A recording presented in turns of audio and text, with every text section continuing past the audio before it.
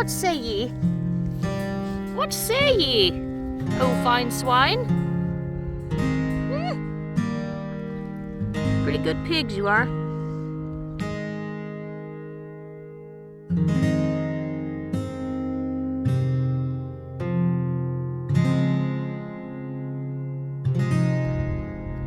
Looks like we've got another storm trying to roll in on us. Makes for a pretty sky though. I'll do a little spin around here. It's actually kind of pretty.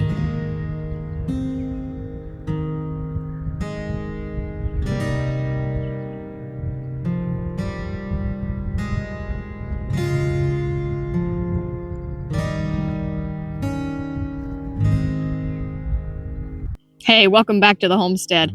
We've got a lot to get caught up on, so I'm just going to try to very quickly get you caught up to speed, and then we'll get right into what the main part of today's video is about.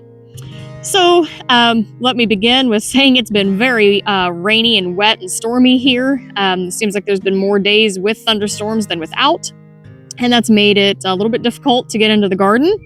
Things are going well. Onions are doing fantastic. Potatoes are starting to come up.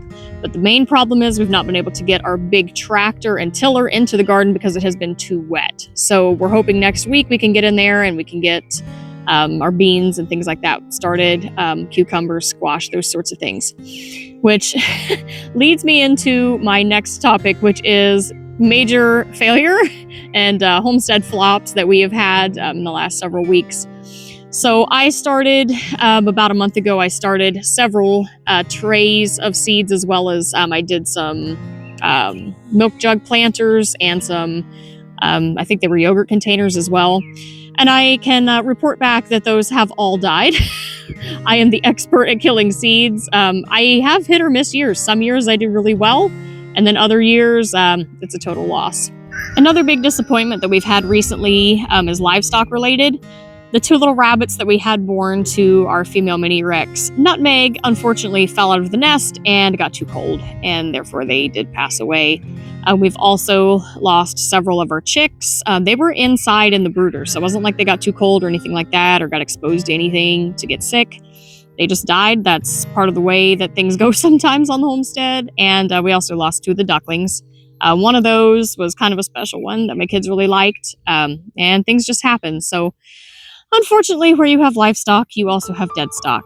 But life goes on.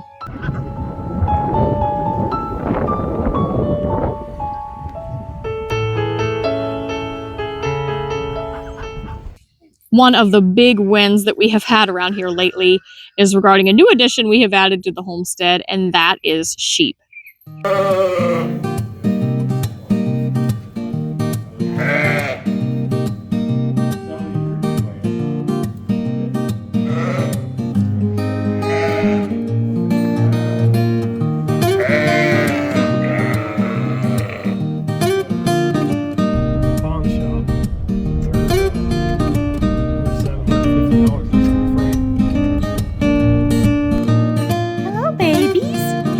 Where you walked her. Hi, you're so pretty. You're so pretty. Hello. Little lammies.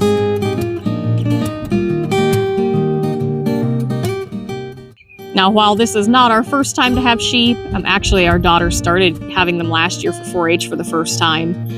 I knew very, very little about sheep, and we have been learning so much. The only thing I knew is that they weren't goats like I was used to. They're very, very different.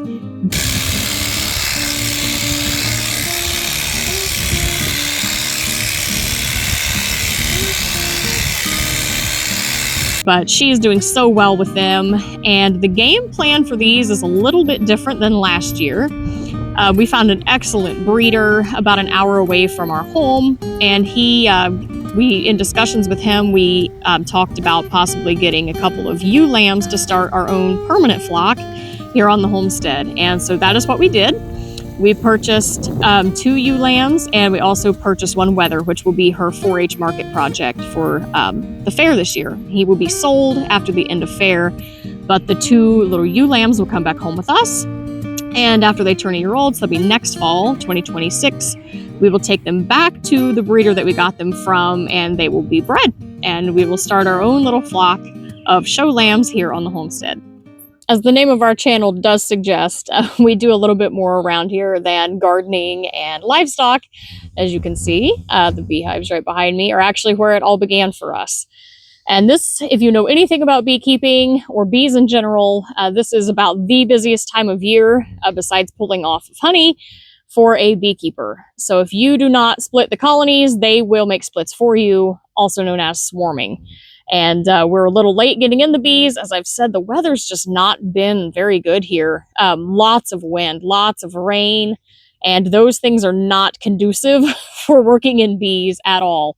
If you know anything about bees at all, they like nice, warm, sunny weather. They don't like cool. They don't like wet or wind. So it's just not ideal to work in them. We have been in them several times, and I apologize we haven't gotten videos out of that. Just a little bit difficult when you're doing them by yourself. Or you're in a hurry with someone else to just hurry and get it done, and you don't always get those videos taken, and I do apologize for that. But anyway, I'm going to insert a little quick video clip here of me catching a swarm earlier this week, and try to voice over it a little bit so you understand what I'm doing and what's going on, if there's anything left out of context there, but I think I pretty much covered it all. But anyway, hope you enjoy. And we're having another swarm. This is what happens when you don't get your splits made fast enough, or you don't give them enough room quick enough. They decide they're gonna go out and find somewhere else to live. Oh boy.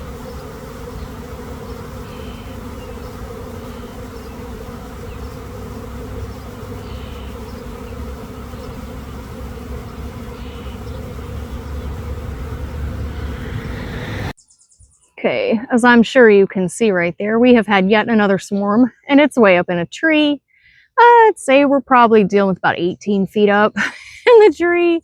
I'm going to attempt to get these down into a box, so prepare to be entertained. So here's the setup I have for them. As you can see, this is a box that has a big hole right in the front. So I have plugged the front of the hole with some grass that allows them to still be able to breathe. I've got 5 frames in here. One of those is a frame full of honey. Let's see if you can see it there. Just an old yucky honey frame we've held on to. I also have my pole, which you can see there. This has a big funnel on the end. This is what we use to capture swarms that are up high like that.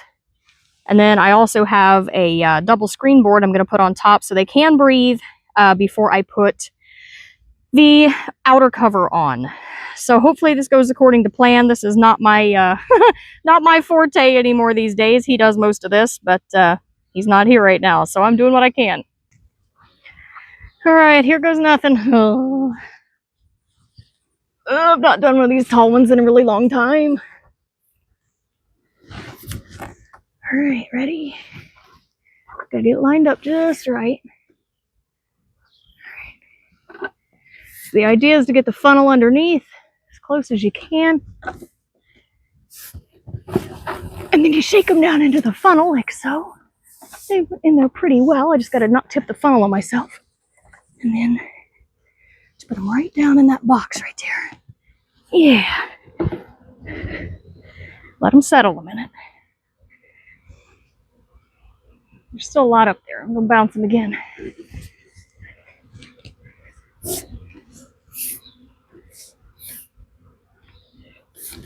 Now with a low-hanging swarm, I usually don't suit up like this. This one is up high, and these can get out of control crazy here. There we go. Shake that limb real good. And I'm not a fan of stings to the face, or anywhere else for that matter. All right, let's see what they do. Got most of them. There's probably 100 up there. All right, let's give them a few minutes and see what they do. Okay, so let's see what we got here.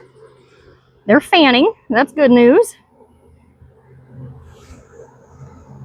It wasn't a real big swarm. When I say they're fanning, see what they're doing with their wings right there?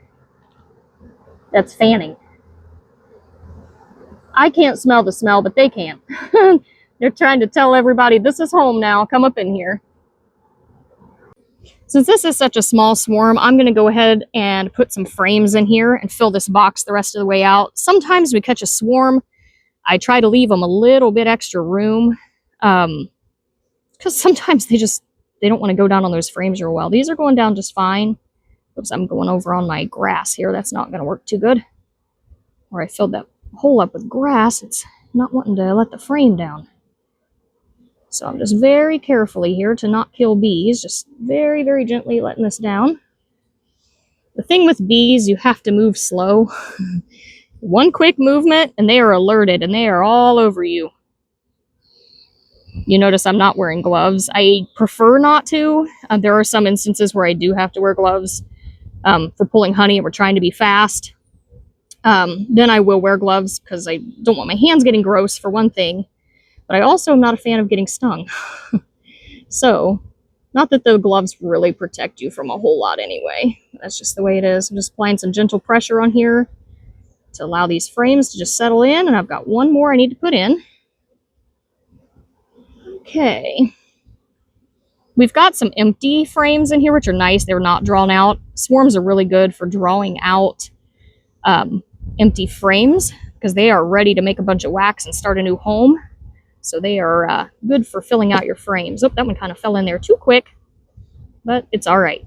No harm, no foul. Everybody's happy. So let me get that double screen board on the top of this so they can breathe a little bit, but we don't want our queen running away. That's key.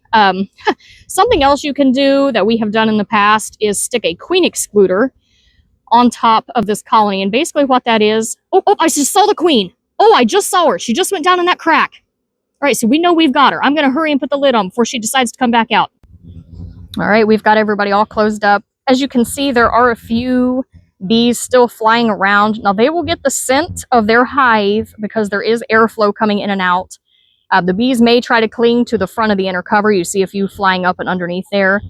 They can probably get up underneath of the inner cover, but they cannot get inside the hive. So they will either stick around until I open the opening on the front here and allow them to come in, or they'll just go join another colony. If they have resources such as nectar or pollen, the other colonies will let them in because who doesn't want free food, right? So anyway, that's it in a nutshell.